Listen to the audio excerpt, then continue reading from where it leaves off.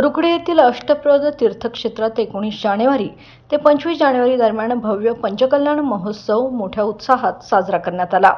या धार्मिक सोहळ्याला यशस्वी आयोजनासाठी विविध सरकारी यंत्रणांच्या समन्वयासोबत पाहुण्यांचे स्वागत, परवाने, स्वच्छता, आरोग्य सेवा, बांधकाम, परिवहन, वीज पुरवठा अशा अनेक जबाबदाऱ्या अत्यंत प्रभावीपणे पार पाडण्यात आल्या। यामध्ये रुकडी गावचे सुपुत्र व माजी उपसरपंच शीतल खोत, उद्योजक किरण पाटील आणि लोकप्रिय ग्रामविकास अधिकारी बाबासाहेब कापसे यांनी विशेष योगदान दिले। त्यांच्या उल्लेखनीय कार्याबद्दल अष्टप्रद तीर्थक्षेत्र कमिटीच्या वतीने त्यांचा यथोचित सन्मान करण्यात आला।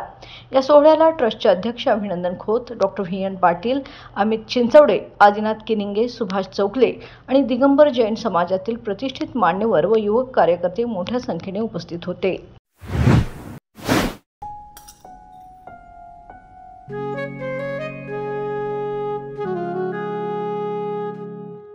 बाबा, आज येताना बासुंदी घेऊन या ना। अगं, कालच आपण आईचा वाढदिवस होता म्हणून आणली होती ना। ऐकलं, गोकुळची बासुंदी पुन्हा खावीशी वाटतेय। खरं सांगू, मलाही खावीशी वाटतेय। पुन्हा पुन्हा खावीशी वाटणारी गोकुळ बासुंदी।